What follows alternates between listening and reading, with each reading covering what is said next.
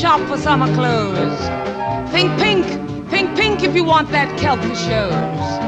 Red is dead, blue is through, green's obscene, brown's taboo, and there is not the slightest excuse for plum abuse or chartreuse.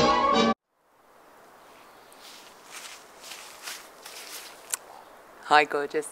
Just before we get started, I seriously just wanted to show you the gorgeousness that is my little yard because it's spring. Look at that. I'm hoping that you don't have sun kind of going everywhere, but I have this little quince tree which is over in the corner there that is in total full blossom. Means I'm going to have some amazing quinces this year.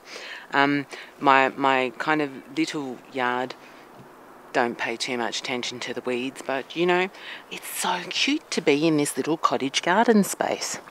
Okay, bear with me a sec. So, as you can see, I'm actually in my gym gear still, so you're getting me a la naturelle today. You might remember, any of you who've actually got me on Facebook would have seen that I was in hospital last week. So I had a minor surgery on Friday, and the doctor then said to me, take it easy, you know, take 2 weeks off. I'm like, 2 weeks off? I don't sit still. So that was a near impossibility. But one of the things that I was supposed to do was not actually be doing any kind of heavy physical exercise. And I got up this morning and thought, a little walk around the lake, you know, 5Ks or so. No, I couldn't do that one. What's really interesting about exercise in my life these days, and I often say this to people when we go through Divine Diva, exercise really isn't the weight loss tool that everybody wants you to think it is. Really, the weight loss stuff is about what you're putting in your mouth. But exercise is an important component of actually keeping you fit and healthy, and also about managing your mental health. So a huge thing that I often say to people is, when you come home from work, and especially as we approach daylight savings in the southern hemisphere anyway, for all you northern hemisphere guys, I understand it's going to get harder for you over the next couple of months, but for us, it's just coming into this beautiful spring weather. And it's a great opportunity when we hit daylight savings to start putting that walk into our lives after work and before you actually have dinner.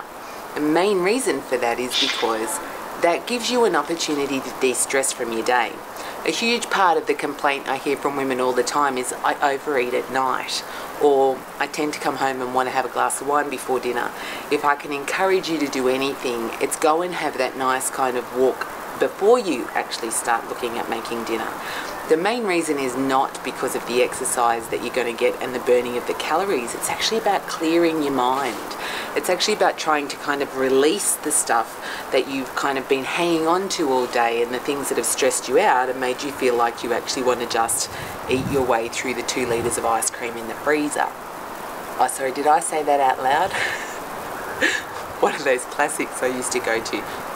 Let's face it, the 50% fat, 50% sugar combination is the most addictive component combined. Stop and think about that. Ice cream, chocolate, biscuits, cake, a whole bunch of other things. I was watching a television program about the impact of sugar the other night, and quite amazingly, one of the things that I think comes up time and time again, I hear people talking about how physically active they are and yet complaining about the fact that they still can't seem to lose weight. And a huge part of that is the hidden stuff that you tend to consume that you don't realise. The main problem being soft drink or juices. So in particular, manufactured juices. It's a bit different if you've, you know, got yourself a NutriBullet and you're out there every morning kind of doing the whole let's have today's yummy smoothie that's made of fresh veggies and fresh fruit, and you're getting all of that nutrients kind of coming into it, and it's just straight from the fruit itself. But you know what? The stuff that you tend to buy in the supermarket, apart from all the preservatives, which I'm not convinced are good for you, there's a whole bunch of sugar that's added. There was some really interesting research around the hidden sugars and how most of it is consumed in what we drink. I'm really good at water these days. I drink water and tea and wine. I'm not giving up my fruits, okay? I do like my wine.